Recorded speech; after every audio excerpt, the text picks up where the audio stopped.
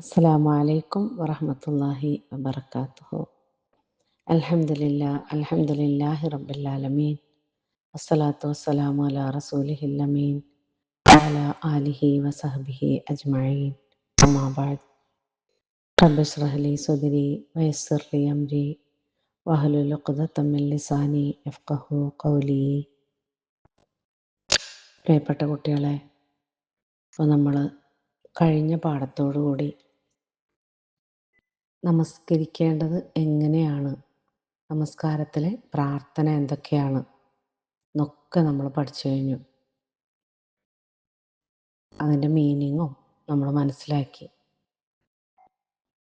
ഇനി നമ്മൾ പഠിക്കാൻ പോകുന്നത് പാഠം 6, നമസ്കാര ശേഷമുള്ള പ്രാർത്ഥനകൾ. നമസ്കരിച്ചാൽ മാത്രം പോരാ, നമസ്കരിച്ച് കഴിഞ്ഞിട്ടും അള്ളാഹുവിനോട് നമ്മൾ പ്രാർത്ഥിക്കണം. അപ്പോൾ നമസ്കാരം കഴിഞ്ഞാൽ അതേ സ്ഥാനത്തിരുന്ന് ദിക്റുകൾ ചൊല്ലുകയും അള്ളാഹുവിനോട് പ്രാർത്ഥിക്കുകയും ചെയ്യുന്നത് സുന്നത്താണ്. നമസ്കരിച്ചു കഴിഞ്ഞാൽ വേഗം ചടപടാന്ന് ഓടിപ്പോകാതെ അവിടെ തന്നെ ഇരുന്ന് അള്ളാഹുവിനോട് നമുക്ക് എന്തൊക്കെ ആവശ്യമുണ്ടോ അതൊക്കെ നമുക്ക് ചോദിക്കാം. നമുക്ക് എന്തൊക്കെ പ്രാർത്ഥിക്കാൻ പറ്റുമോ അതൊക്കെ പ്രാർത്ഥിക്കുക. അത് സുന്നത്താണ്. എന്താണ് സുന്നത്ത് എന്ന് പറഞ്ഞാൽ? നബി സല്ലല്ലാഹു അലൈഹി വസല്ലം നമുക്ക് കാണിച്ചു തന്നതാണ്. അത് ഇങ്ങനെ ചെയ്യണം. ഓക്കെ. അപ്പം നമസ്കാരത്തിൽ നിന്ന് വിരമിച്ച ഉടനെ അസ്തഗ്ഫിറുല്ലാഹ്, അള്ളാഹുവോട് ഞാൻ പാപമോചനം തേടുന്നു എന്ന് 3 വട്ടം ചൊല്ലണം.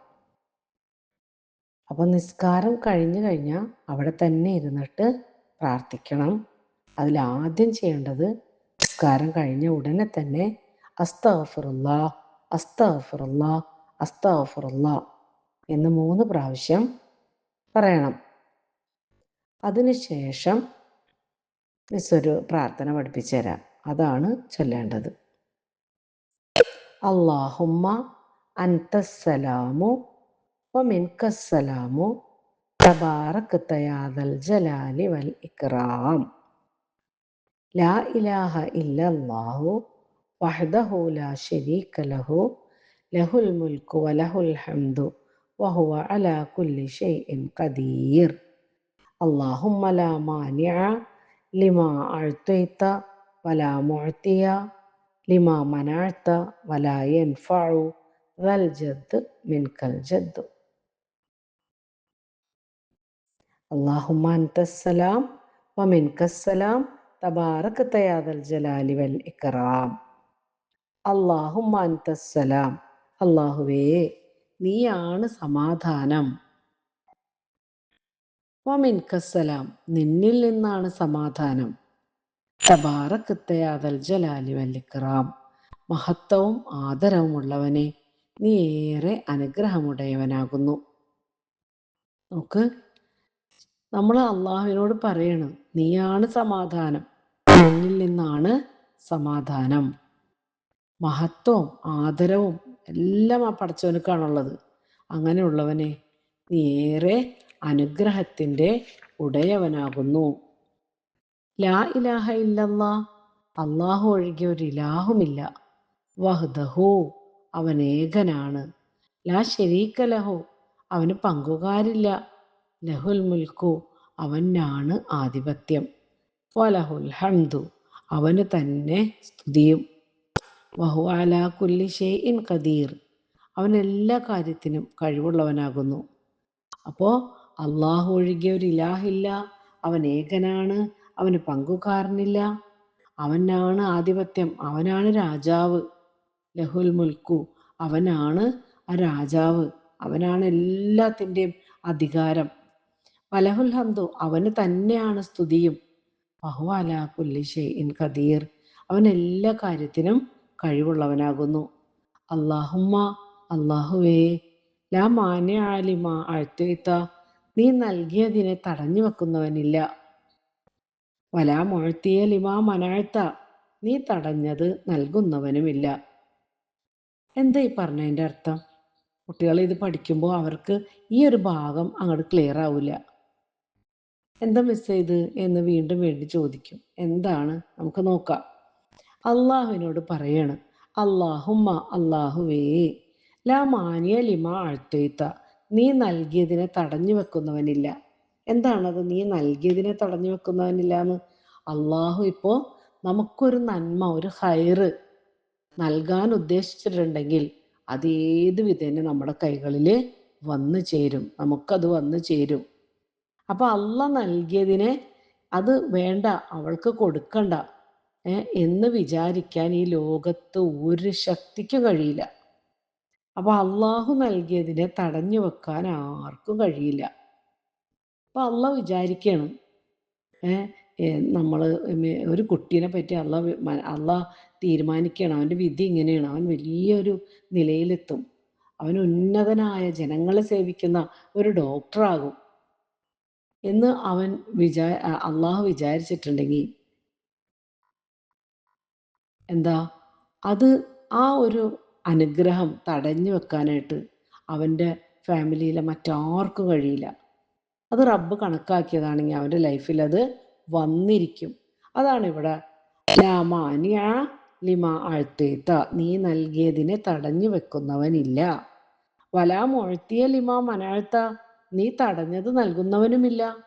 അള്ള ഒരു കാര്യം ഒരാളുടെ ജീവിതത്തിൽ വേണ്ട എന്ന് തീരുമാനിച്ചാൽ അത് തരാൻ ആരൊക്കെ ശ്രമിച്ചാലും നടക്കേയില്ല.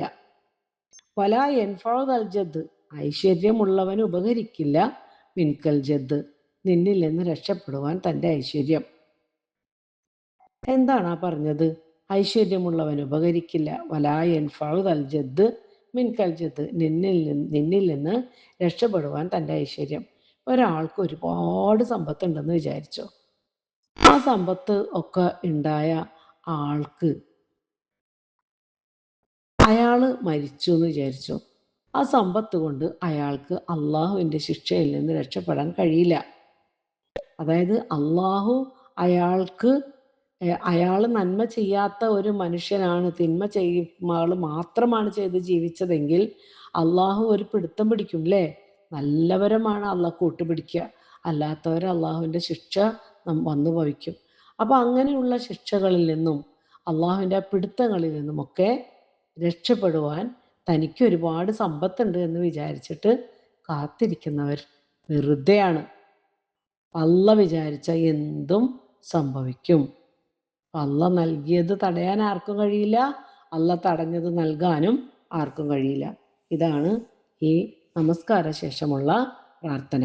അല്ലാഹുമ്മ അൻതസ്സലാം എന്ന് തുടങ്ങി മിൻകൽ ജദ് വരെയുള്ള ആ പ്രാർത്ഥനയാണ് നമസ്കാര ശേഷമുള്ള പ്രാർത്ഥന. ഓക്കെ, ഇനി നോക്കിയേ, ആ പ്രാർത്ഥനയ്ക്ക് ശേഷം സുബ്ഹാനല്ലാ എന്ന് 33 പ്രാവശ്യം പറയണം. പിന്നെ അൽഹംദുലില്ല എന്ന് 33 പ്രാവശ്യം പറയണം. പിന്നെ അല്ലാഹു അക്ബർ എന്ന് 33 പ്രാവശ്യം പറയണം. അപ്പൊ സുബ്ഹാനല്ലാ, അൽഹംദുലില്ല, അല്ലാഹു അക്ബർ എന്നീ ദിക്റുകൾ 33 പ്രാവശ്യം ചൊല്ലണം. ശേഷം ലാ ഇലാഹ ഇല്ലല്ലാ എന്ന് ഒരു തവണയും ചൊല്ലുക. അപ്പോൾ ദിക്റുകളുടെ ആകെ എണ്ണം 100 ആകും. നമസ്കാര ശേഷം ചൊല്ലേണ്ട ആ പ്രാർത്ഥനയ്ക്ക് ശേഷം നമ്മൾ ചൊല്ലേണ്ടതാണ് ഇത്. സുബ്ഹാനല്ലാ, അൽഹംദുലില്ലാ, അല്ലാഹു അക്ബർ, ലാ ഇലാഹ ഇല്ലല്ലാ. അപ്പോൾ അതൊരു 100 തവണയായി. അൽഹംദുലില്ലാ. ഓക്കെ. പിന്നീട് നബി സല്ലല്ലാഹു അലൈഹി വസല്ലമയുടെ പേരിൽ സ്വലാത്തും ദുആകളും ചൊല്ലേണ്ടതാണ്. നിർബന്ധ നമസ്കാരങ്ങൾക്ക് ശേഷമുള്ള പ്രാർത്ഥനകൾക്ക് ഉത്തരം ലഭിക്കുമെന്ന് നബി സല്ലല്ലാഹു അലൈഹി വസല്ലം പ്രത്യേകം പഠിപ്പിച്ചിട്ടുണ്ട്. അപ്പോൾ അവിടെ നമസ്കരിച്ചതിന് ശേഷം എണീറ്റ് ഓടിപ്പോവാതെ അവിടെ ഇരുന്ന് കുറച്ചു നേരം അള്ളാഹുവിനോട് പ്രാർത്ഥിക്കണം. നമ്മുടെ ജീവിതത്തിൽ ഐശ്വര്യവും സമാധാനവും സന്തോഷമൊക്കെ ഉണ്ടാവാൻ വേണ്ടിയിട്ടാണ് അള്ളാഹുവിനോട് നമ്മൾ പ്രാർത്ഥിക്കുന്നത്. നമ്മളുടെ പാപങ്ങളൊക്കെ പുറത്ത് കിട്ടി നല്ല കുട്ടിയാകാൻ വേണ്ടിയിട്ടാണ് നമ്മൾ അള്ളാഹുവിനോട് പ്രാർത്ഥിക്കേണ്ടത്. ഓക്കെ, ഇനി നോക്ക്, അതിനുശേഷം ഒരു 3-4 പ്രാർത്ഥനകൾ കൂടി നമുക്ക് പഠിക്കേണ്ടതുണ്ട്. റബ്ബിഗ്ഫിർലി വലിവാലിദയ്യ, എൻ്റെ നാഥ, എനിക്കും എൻ്റെ മാതാപിതാക്കൾക്കും നീ പുറത്തു തരണമേ. നമുക്ക് എന്ന് എപ്പോൾ നിസ്കരിച്ചാലും മാതാപിതാക്കൾക്ക് വേണ്ടി പ്രാർത്ഥിക്കൽ സുന്നത്താണ്. നബി സല്ലല്ലാഹു അലൈഹി വസല്ലം പഠിപ്പിച്ച പ്രാർത്ഥനകളാണ് നമുക്ക് കുറേ ഉണ്ട് അല്ലേ? നബി സല്ലല്ലാഹു അലൈഹി വസല്ലം നമുക്ക് മാതാപിതാക്കൾക്ക് വേണ്ടി പ്രാർത്ഥിക്കാൻ പറഞ്ഞിട്ട് കുറേ പ്രാർത്ഥനകൾ പഠിച്ചിട്ടുണ്ട്. ഇപ്പോൾ ഇവിടെ സൂറത്ത് നൂഹിലെ ഒരു വാക്യമാണ് റബ്ബ് ഗഫിർലി വലി വാലിദയ്യ, എൻ്റെ നാഥ എനിക്കും എൻ്റെ മാതാപിതാക്കൾക്കും നീ പുറത്തു തരണമേ. അതേപോലെ സൂറത്തുൽ ഇസ്രായിലുണ്ട് റബ്ബിർഹംഹുമാ കമാ റബ്ബയാനി സ്വഗീറാ, എൻ്റെ റബ്ബേ അവരിരുവരും, അതായത് എൻ്റെ മാതാപിതാക്കൾ ചെറുപ്പത്തിൽ എന്നെ പോറ്റി വളർത്തിയതുപോലെ നീ അവരോട് കരുണ ചെയ്യണമേ. അല്ലാഹുമ്മ അഇന്നി അലാ ദിക്രിക വശുക്രിക വഹുസ്നി ഇബാദത്തിക, അല്ലാഹുവേ നിന്നെ സ്മരിക്കുന്നതിനും നിനക്ക് നന്ദി ചെയ്യുന്നതിനും ഏറ്റവും നന്നായി നിനക്ക് ഇബാദത്ത് ചെയ്യുന്നതിനും നീ എന്നെ സഹായിക്കണമേ. റബ്ബനാ ആത്തിനാ ഫിദ്ദുനിയ ഹസന വഫിൽ ആഖിറത്തി ഹസനത്തൻ വഖിനാ അദാബന്നാർ, ഞങ്ങളുടെ നാഥ ഞങ്ങൾക്ക് ഇഹലോകത്ത് നന്മ നൽകണമേ, പരലോകത്തും നന്മ നൽകണമേ, നരകശിക്ഷയിൽ നിന്ന് ഞങ്ങളെ രക്ഷിക്കുകയും ചെയ്യണമേ. അപ്പൊ എന്തൊക്കെയാ പ്രാർത്ഥിക്കണ പടച്ചവനോട്? മാതാപിതാക്കൾക്ക് വേണ്ടി പ്രാർത്ഥിക്കുക, പിന്നെ ആ അള്ളാഹുവിനെ എപ്പോഴും ഓർക്കാൻ വേണ്ടിയിട്ട് പ്രാർത്ഥിക്കുക, പിന്നെയോ ഈ ലോകത്തും പരലോകത്തും നന്മ നൽകാൻ പ്രാർത്ഥിക്കുക. ഇനി നോക്കിയേ, ഇബ്രാഹിം നബി അലൈഹിസ്സലാം മകൻ ഇസ്മായിൽ നബി അലൈഹിസ്സലാമും കൂടിയിട്ട് മക്കത്ത് കഅബ പുനർനിർമ്മിച്ചതിന് ശേഷം അത് അള്ളാഹു സ്വീകരിക്കാൻ വേണ്ടിയിട്ടൊരു പ്രാർത്ഥന നടത്തിയിരുന്നു. അതാണ് റബ്ബനാ തഖബ്ബൽ മിന്നാ ഇന്നക അൻതസ് സമീഉൽ അലീം വതുബ് അലൈനാ ഇന്നക അൻതത് തവ്വാബുർ റഹീം, ഞങ്ങളുടെ നാഥ ഞങ്ങളിൽ നിന്ന് സ്വീകരിക്കണമേ, നിശ്ചയം നീ എല്ലാം കേൾക്കുന്നവനും അറിയുന്നവനുമാണ്, ഞങ്ങളുടെ പശ്ചാത്താപം സ്വീകരിക്കണമേ, നീ പശ്ചാത്താപം സ്വീകരിക്കുന്നവനും കരുണാനിധിയുമാണല്ലോ. അപ്പോൾ അവർ ആ പള്ളി പണിതതിന് ശേഷം ആ പള്ളി അള്ളാഹുവിന് വേണ്ടി സമർപ്പിക്കണം, അവനെ ആരാധിക്കാൻ വേണ്ടിയിട്ട് ലോകത്തുണ്ടാക്കിയ ആദ്യത്തെ പള്ളിയാണത് അല്ലേ? അപ്പോൾ അത് അള്ളാഹുവിന് സമർപ്പിക്കുമ്പോൾ അത് സ്വീകരിക്കാൻ വേണ്ടിയിട്ട് പറയേണ്ട ഉത്തരവാദിത്തം അവർക്കുണ്ട്. അപ്പോൾ അവര് പറയണം, ഞങ്ങളുടെ നാഥ ഞങ്ങളിൽ നിന്ന് നീ സ്വീകരിക്കണമേ, നിശ്ചയം നീ എല്ലാം കേൾക്കുന്നവനും അറിയുന്നവനുമാണ്, ഞങ്ങളുടെ പശ്ചാത്താപം നീ സ്വീകരിക്കണമേ, നീ പശ്ചാത്താപം സ്വീകരിക്കുന്നവനും കരുണാനിധിയുമാണല്ലോ. സൂറ ബക്കറയിലാണ് ഈ പ്രാർത്ഥന ഉള്ളത്. ഇനി നോക്ക്, സൂറ ആലിമ്രാനിൽ മറ്റൊരു പ്രാർത്ഥന കൂടി നമുക്ക് പഠിക്കാം. റബ്ബനാ ലാ തുസിഗ് ഖുലൂബനാ ബഅദ ഇദ് ഹദൈതനാ വഹബ് ലനാ മിൻ ലദുൻക റഹ്മതൻ ഇന്നക അൻതൽ വഹാബ്, ഞങ്ങളുടെ നാഥ നീ സന്മാർഗം നൽകിയ ശേഷം ഞങ്ങളുടെ ഹൃദയങ്ങൾ വഴിതെറ്റിപ്പോകാൻ ഇടവരുത്തരുതേ, നിന്റെ അനുഗ്രഹങ്ങൾ ഞങ്ങൾക്ക് ദാനമായി നൽകണമേ, നിശ്ചയം നീ മാത്രമാണ് എല്ലാം നൽകുന്നവൻ. അപ്പോൾ അള്ളാഹുവിനോട് പ്രാർത്ഥിക്കുന്നത് എന്താണ്? ഞങ്ങളുടെ നാഥ നീ സന്മാർഗം നൽകിയ ശേഷം ഞങ്ങളുടെ ഹൃദയങ്ങൾ വഴിതെറ്റിപ്പോകാൻ ഇടവരുത്തരുതേ. എന്താ പറഞ്ഞതിൻ്റെ അർത്ഥം? നമ്മളിപ്പോൾ അള്ളാഹുവിനെ അനുസരിച്ചും അള്ളാഹു ഏകനാണെന്ന് വിശ്വസിക്കുകയും ഒക്കെ ചെയ്തിങ്ങനെ ജീവിച്ചുകൊണ്ടിരിക്കുന്ന സന്ദർഭങ്ങളിൽ ചില കൂട്ടുകാരുടെ കൂട്ടുനിമിത്തമോ അല്ലെങ്കിൽ മറ്റേതെങ്കിലും പൈശാചികമായ ചിന്തകളൊക്കെ നമ്മുടെ ഹൃദയത്തിൽ വരാൻ സാധ്യതയുണ്ട്. അപ്പം അങ്ങനെ വന്നു കഴിഞ്ഞാൽ നമ്മൾ ഈ അള്ളാഹുവിൻ്റെ ആ ദീനിൽ അടിയുറച്ച് നിൽക്കുന്നതിന് പകരം ചിലപ്പോൾ നമ്മൾ വഴിതെറ്റിപ്പോകാനൊക്കെ സാധ്യതയുണ്ട്. അപ്പോൾ അതുകൊണ്ട് നമ്മൾ അള്ളാഹുവിനോട് നിരന്തരം ഈ ദീനിൽ ലാ ഇലാഹ ഇല്ലല്ലാ എന്നുള്ള ഈ ആദർശത്തിൽ അടിയുറച്ച് നിൽക്കാൻ വേണ്ടിയിട്ട് എപ്പോഴും അള്ളാഹുവിനോട് നമ്മൾ പ്രാർത്ഥിച്ചു കൊണ്ടേയിരിക്കണം. അപ്പോൾ അതിനു വേണ്ടിയിട്ടാണ് നമ്മൾ റബ്ബനാ ലാ തുസിഗ് ഖുലൂബനാ ബഅദ ഇദ് ഹദൈതനാ വഹബ് ലനാ മിൻ ലദുൻക റഹ്മതൻ ഇന്നക അൻതൽ വഹാബ് എന്ന് പ്രാർത്ഥിക്കേണ്ടത്. അപ്പം നിൻ്റെ അനുഗ്രഹങ്ങൾ ഞങ്ങൾക്ക് ദാനമായി നൽകണമേ. നിശ്ചയം നീ മാത്രമാണ് എല്ലാം നൽകുന്നവൻ. എന്ത് രസമായിട്ടാണ് ചോദിക്കണത് അല്ലേ? നിൻ്റെ അനുഗ്രഹങ്ങൾ ഞങ്ങൾക്ക് ദാനമായി നൽകണമേ.